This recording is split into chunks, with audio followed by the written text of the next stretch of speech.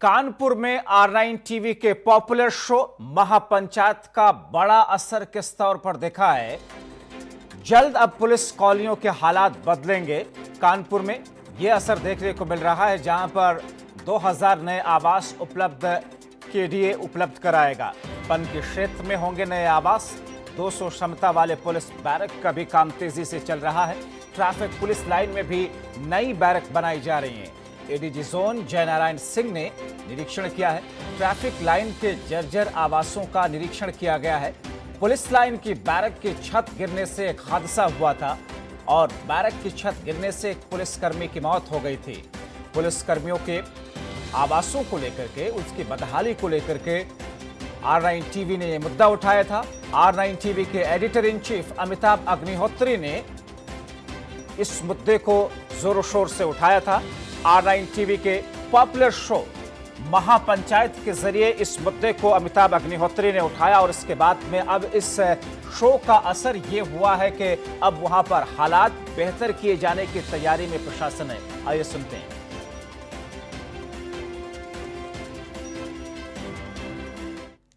हमारी police line में कुछ दिन पहले जो है हमारी एक बैरक जो है एजेंसी जो जिसके कारण हमारी कर्मचारी की जो है दुखद मौत हो गई थी।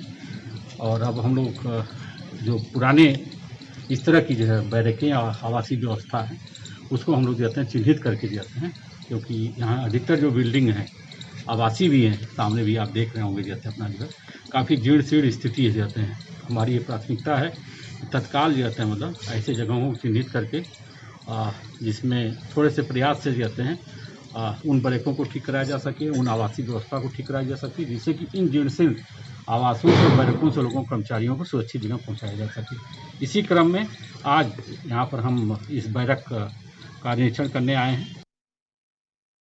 तो निरीक्षण का सिलसिला शुरू हो चुका है। R9 टीवी के पॉपुलर शो महापंचायत, जिसमें अमिताभ अग्निहोत्री R9 टीवी के एडिटर इन चीफ ने किस तौर पर इस मुद्दे को सरकार, प्रशासन और पुलिस के आला अधिकारियों के सामने R9 टीवी के माध्यम से रखा था। आइए आपको वो सुनवाते हैं। उत्तर प्रदेश के 3.25 लाख सिपाही, ये 3,10,000 सिपाही, और वही सबसे ज्यादा खतरे की जद में। छत गिरे तो उसके ऊपर नेता गरियाए तो उसको, पत्रकार गरियाए तो उसको, डाकू गोली मारे तो उसके। हम क्या दे रहे हैं उनके जीवन में, हमको नहीं सोचना चाहिए? क्या 18वीं शताब्दी का भारत और उत्तर प्रदेश है? क्या हम इतने गरीब हैं कि हम अपनी फोर्स को एक सम्मानजनक जीवन और उससे जुड़ी सुविधाएं नहीं दे सकते? मैं एक बार लखीमपुर से आ रहा था रात में, 12-1 बजे का टाइम था, रास्ता भूल गया, जंगली जंगल है वहां, तो गन्ने के खेत सब समझ ही नहीं आया। एक पुलिस लाइन दिखाई दी, मैंने भाई गाड़ी यहीं लो, उतर के गया। वहां मैंने सिपाहियों को लेटे देखा,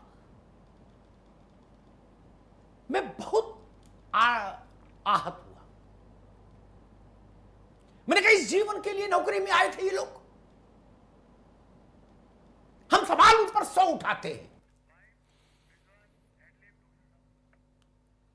तो कुछ इस तरीके से R9 टीवी के editor in chief Amitabh Agnihotri ने इस पूरे मामले को उठाया था और अब इस पूरे मामले को लेकर के कार्रवाइयों का सिलसिला आगे बढ़ रहा है। नीरज अवस्थी हमारे सहयोगी फोन लाइन के जरिए जुड़े हुए। नीरज, सिलसिला कार्रवाइयों का या बेहतर करने के लिए निरीक्षण जायजा लेना शुरू हो चुका है, आगे की प्लानिंग क्या है? कब तक ये स्थिति बदल जाएगी?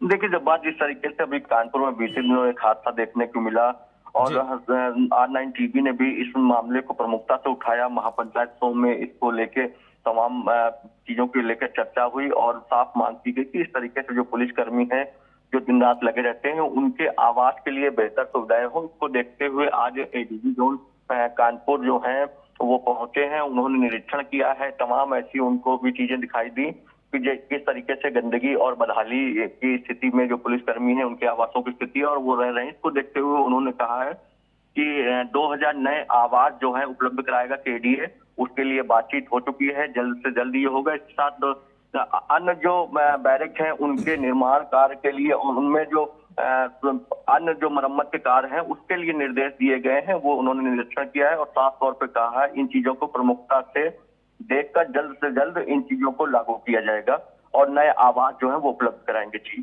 चलिए, शुक्रिया नीरज इन तमाम जानकारी के लिए।